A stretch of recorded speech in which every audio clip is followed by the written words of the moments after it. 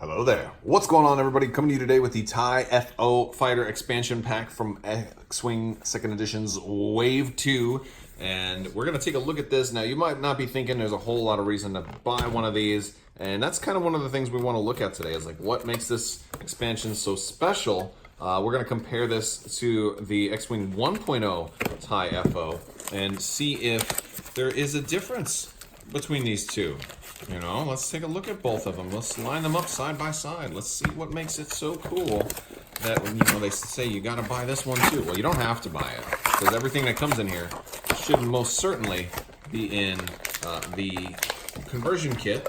And so, you know, what do you really need this one for? That's what we're gonna bust into all of that stuff. So there we go.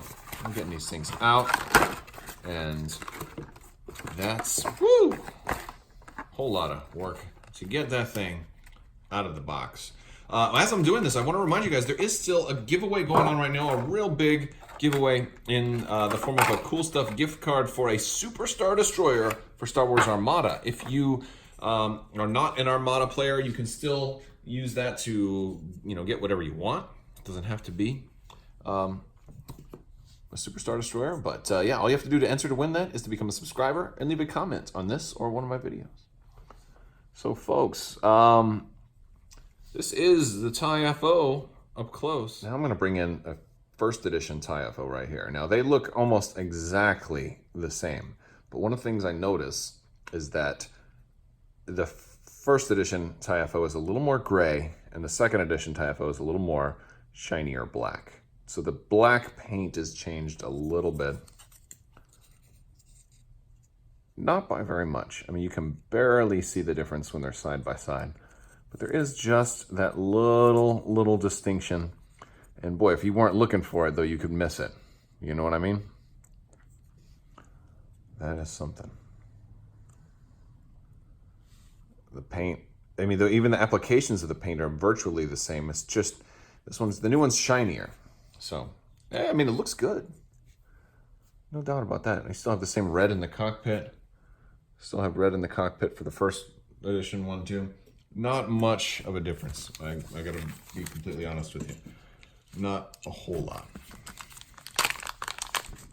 All right, let's go ahead and take a look at all the cards that come in here because there are a lot of different TIE FO pilots. So we are gonna have an awful lot of cards. And I'm also going to put this little guy on a flight stand so he can kind of just hang out with us and be flying high while we look at all his little friends that he can play with in the game. Oh, and he doesn't want to. Oh, he doesn't stick on there very good. Okay, so that is one thing. You know, sometimes you have slightly loose. I wonder if it's just the peg. Let me try a different peg. No, the TIE FO is actually loose. Falls right off. Let's check the first order one. Oh, nice and strong. Strong. Okay, or first edition, not first order. They're all first order. So, my peg is loose. That's, I guess, one criticism. Now, granted, that I think that might just be an artifact. That might just be mine. But as you get yours, let me know if your peg is loose on your FOs, because it's really loose. Like, I can't do nothing with it. Like, this is the loosest peg I have ever seen. It's almost like a broken. Look, it's on there. It's all wobbly. I've never seen one that loose before. That's crazy. Okay, well, I prefer the first edition then. All right, here we go. We have our cardboard here. Now, here in the cardboard, one good thing is they did give us target locks. They did not give us target locks in the other one, in the conversion kits. So if you got a conversion kit, you will not have target locks or numbered things, which is a real bummer. Especially if you wanted to fly a swarm, they give you enough cards for 7 ties, but apparently you're not allowed to target lock with them. We do have all of our cardboard here. We've got our different names for some of the unique ones, like, you know, TN3465. He's long shot on the back here, but he's long. Some of them are double names, like TN on both sides in the conversion kit, so slight difference. And then we've got uncharacteristic for FFG.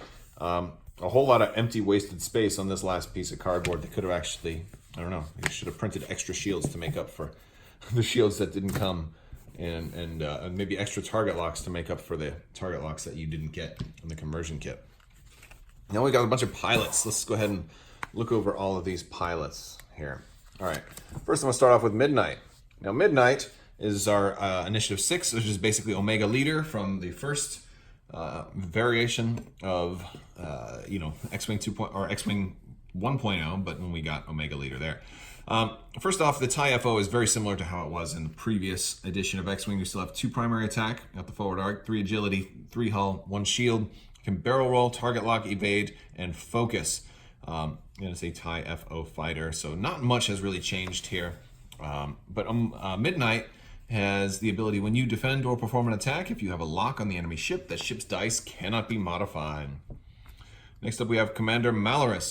He's Initiative 5. At the start of the engagement phase, you may spend a charge and gain a stress token. If you do until the end of the round while you defend or perform an attack, you may change all of your eyes to evades or hits to charge on him or her. Scorch.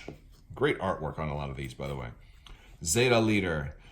While you perform a primary attack, if you are not stressed, you may gain 1 stress token to roll 1 additional attack die. I love that one. Static. Initiative 4. While you perform a primary attack, you may spend your lock on the defender and a focus token to change all of your results to crit results. And if you're planning on using static, I hope you bought a TIE FO expansion instead of the conversion kit, because you can't take a target lock because you won't have enough. I mean, yeah, you'll have some in the core set, but not enough for all of your ships. Long shot. While you perform a primary attack at range 3, roll 1 additional attack die. Always a nice one right there. TN-3465, one of my favorites. Flying right next to the trees, too. While another friendly ship performs an attack, if you are at range 0 to 1 of the defender, you may suffer a crit to change one of the attacker's results to a crit. So he's a super support TIE fighter. You might want to give him shield upgrades so he can change dice to crits. You got Muse. At the start of any engagement phase, you may choose a friendly ship at range 0 to 1. If you do, that ship removes a stress token. Lieutenant Rivas.